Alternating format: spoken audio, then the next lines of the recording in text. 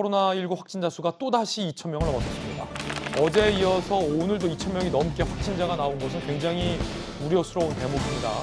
대통령이 짧고 굵게를 약속했지만 전혀 상황은 정반대로 가고 있습니다. 오히려 굵고 길게 가고 있고 백신은 모자랍니다.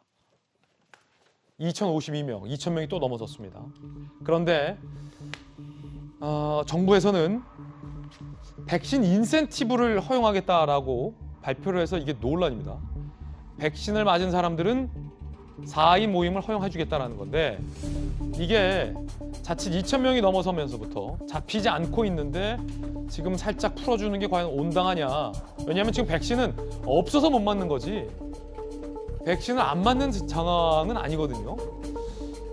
다만 이런 우려 때문에 식당, 카페, 매장은 10시에서 9시로 단축이 되기로 발표가 됐습니다.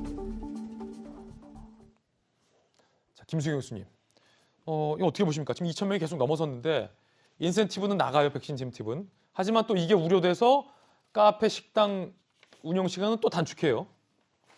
물론 이제 코로나 상황이라는 게 계속 그때그때 바뀌기 때문에 정부로서도 이제 임시 방편적으로 계속 조정을 해 나갈 수밖에 없지만 어쨌든 지금 방역 단계가 4개의 단계로 되어 있고 지금 최고 단계인 4단계임에도 불구하고 확진자 수가 2,000명을 넘어가고 있고 물론 폭발적으로 증가하고 있지는 않지만 그렇다고 해서 줄어들지도 않고 있는 상황이기 때문에 뭔가 더 조치가 필요한데 더 올릴 조치가 없잖아요.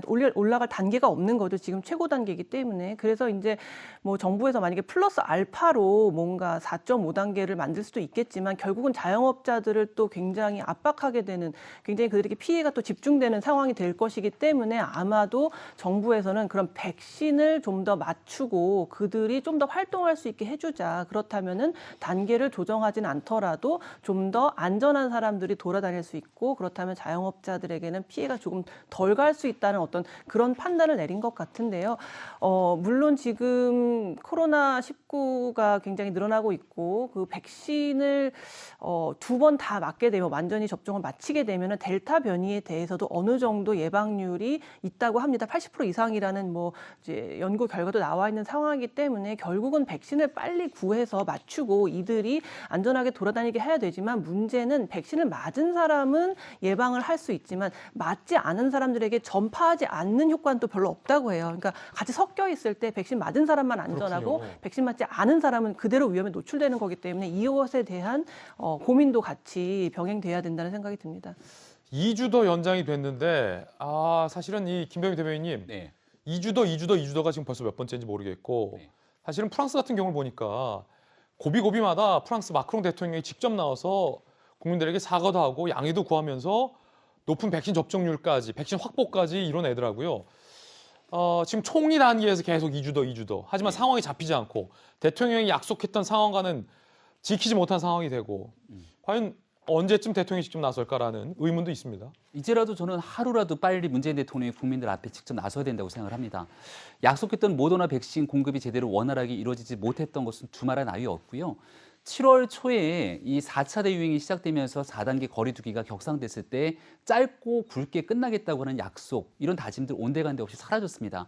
지금 현재 거리두기가 계속 격상되고 있는 상황이 계속되니까요. 6시 넘어서 2명이 넘게는 못 모이지 않습니까?